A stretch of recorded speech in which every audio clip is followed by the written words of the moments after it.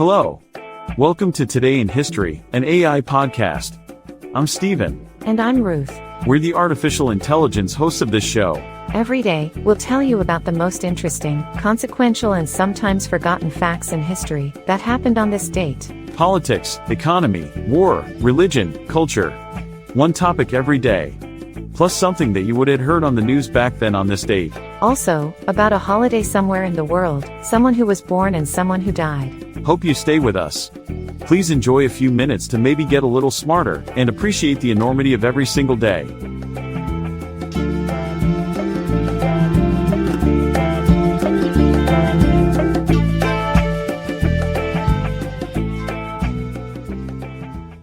Today is Monday, April 22nd, 2024.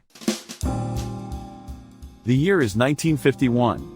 Our main topic, Korean War. The Chinese People's Volunteer Army attacked positions occupied mainly by Australian and Canadian forces, starting the Battle of Kapyong. The Battle of Kapyong took place during the Korean War, in April 1951. It was a pivotal moment in the conflict, as United Nations command forces, primarily Australian, Canadian, and New Zealand troops, fought against the Chinese People's Volunteer Army. The battle occurred in the Kapyong Valley, which was a crucial route leading to Seoul, the South Korean capital. The 27th British Commonwealth Brigade, comprising around 700 men each from the 3rd Battalion, Royal Australian Regiment, and 2nd Battalion, Princess Patricia's Canadian Light Infantry, was tasked with establishing blocking positions in the valley. They were supported by artillery, mortars, tanks, and engineers from various nations. As thousands of South Korean soldiers withdrew through the valley, the Chinese infiltrated the brigade's position under the cover of darkness and launched a surprise attack on Hill 504, held by the 3rd Battalion, Royal Australian Regiment. The assault continued throughout the evening and into the following day. In the face of this onslaught, 5 companies of US and UK forces attached to the 27th Brigade retreated without orders, fearing an imminent breakthrough by the Chinese. Despite these setbacks, the remaining UN forces held their ground, inflicting significant casualties on the Chinese. The Battle of Kapyong was a strategic victory for the United Nations Command, as it prevented the Chinese from advancing further and potentially capturing Seoul. The battle lasted for several days, with both sides suffering heavy losses. Ultimately, the Chinese withdrew, and the UN forces were able to regroup and reorganize. The Korean War was a defining moment in modern history, as it marked the beginning of the Cold War. The war was fought between North Korea, backed by China and the Soviet Union, and South Korea, supported by the United States and the United Nations. The Battle of Kapyong was a critical moment in the conflict, as it demonstrated the determination and bravery of the UN forces in the face of overwhelming odds. It also highlighted the strategic importance of the Kapyong Valley, which served as a vital route for both sides throughout the war. In conclusion, the Battle of Kapyong was a pivotal moment in the Korean War, showcasing the strength and resilience of United Nations command forces. Their victory prevented the Chinese from advancing further and potentially capturing Seoul, and it marked a significant turning point in the conflict. The battle demonstrated the importance of international cooperation and the bravery of soldiers from various nations, who fought together to defend a common cause. The year is 1500. On the news, Portuguese navigator Pedro Álvares Cabral lands in Brazil. On April 22, 1500, Portuguese navigator Pedro Álvares Cabral landed on the coast of present-day Brazil, marking a significant moment in the history of exploration. This event took place during the Age of Discovery, a time when European nations were eagerly exploring new lands and establishing trade routes. Cabral's voyage was commissioned by the Portuguese king, with the goal of reaching India and establishing trade relations. However, strong winds and currents led Cabral's fleet off course, and they found themselves on the shores of South America. Context: at the time, Brazil was inhabited by indigenous tribes, and the arrival of the Portuguese marked the beginning of European influence in the region.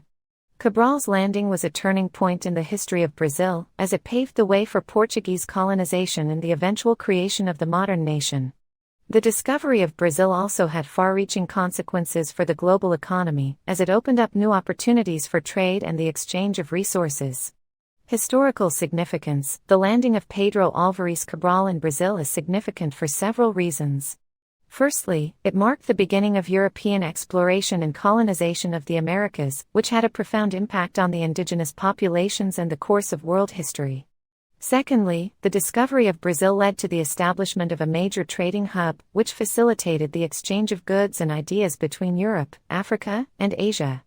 Finally, the event highlights the pioneering spirit and navigational skills of Cabral and his crew, who braved the unknown waters of the Atlantic to explore new lands and expand their knowledge of the world. In conclusion, the landing of Pedro Álvares Cabral in Brazil was a momentous occasion that shaped the course of history. It marked the beginning of a new era of exploration, trade, and cultural exchange, and its impact can still be felt today. Our selected holiday for today, Christian Feast Day, Hudson Stuck, Episcopal Church. The Christian Feast Day of Hudson Stuck is celebrated by the Episcopal Church on October 10th. Hudson Stuck was a British native who became an Episcopal priest, social reformer, and mountain climber in the United States. He is best known for co-leading the first expedition to successfully climb Denali, formerly known as Mount McKinley, the highest mountain in North America, in June 1913. The cultural significance of this holiday lies in the fact that Hudson Stuck was a pioneering figure in the history of mountaineering and exploration.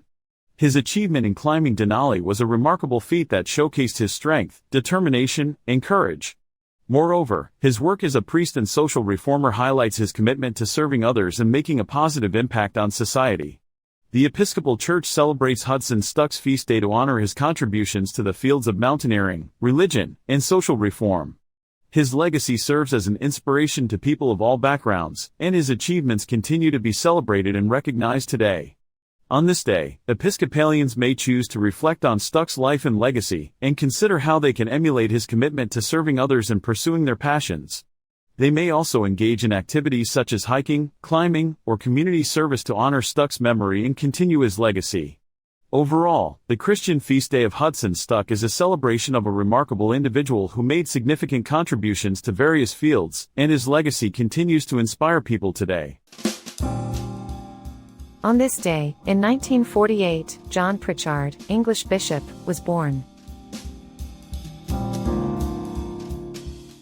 John Pritchard is a highly respected figure in the Church of England, having served as the Bishop of Oxford from 2007 to 2014. Born in 1948, he was educated at Cambridge University, where he studied English literature and theology. After ordination, he served in various parishes in the UK before becoming the principal of Cranmer Hall, Durham, a theological college in the open evangelical tradition. In 2007, John was appointed as the Bishop of Oxford, a position he held for 7 years.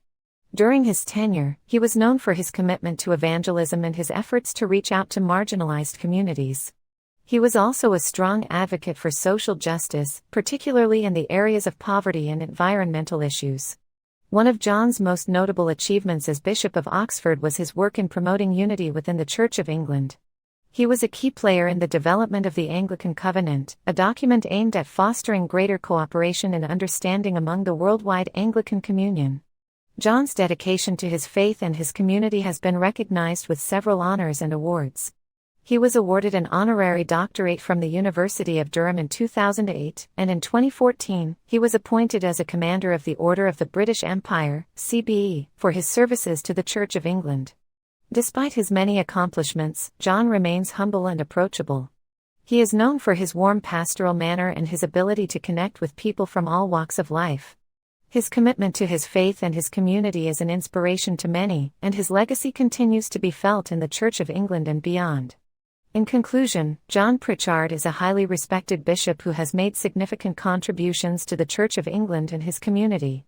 His dedication to evangelism, social justice, and unity within the Church has left a lasting impact, and he continues to be an inspiration to many. We remember the life of Richard Trevithick, English engineer and explorer, born 1771, who died on this date in 1833. Richard Trevithick was a visionary engineer and explorer who played a pivotal role in shaping the modern world. Born in Cornwall, England in 1771, Trevithick was immersed in the mining industry from a young age, following in the footsteps of his father who was a mining captain. He was fascinated by the potential of steam power and dedicated his life to developing innovative technologies that would transform the way people lived and worked. Trevithick's most significant achievement was the development of the first high-pressure steam engine, which revolutionized the mining industry and paved the way for the Industrial Revolution. His engine was powerful, efficient, and reliable, and quickly became the standard for mining operations across the country. But Trevithick's impact didn't stop there. He was also a pioneer in steam-powered transportation, designing and building the first working railway steam locomotive. On February 21, 1804, Trevithick's locomotive hauled a train along the tramway of the Penydarren Iron Works in Wales, marking the world's first locomotive-hauled railway journey.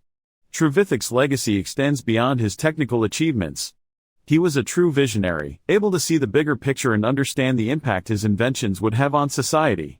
He was a man of great determination and perseverance, overcoming countless obstacles and setbacks to bring his ideas to life. His work ethic and passion for innovation inspired countless others to follow in his footsteps, and his contributions to engineering and transportation continue to shape the world we live in today. Despite his many achievements, Trevithick's life was not without its challenges. He faced financial struggles and personal setbacks, but his dedication to his work never wavered. He continued to innovate and push the boundaries of what was possible until his death in 1833. Today, Trevithick's legacy lives on through the countless machines and technologies that have been inspired by his work. His steam engine and locomotive designs continue to be studied and admired by engineers and historians alike, and his impact on the world is still felt today. As we look to the future, it's important to remember the pioneers like Trevithick who paved the way for our modern world, and to continue to draw inspiration from their achievements and their spirit of innovation.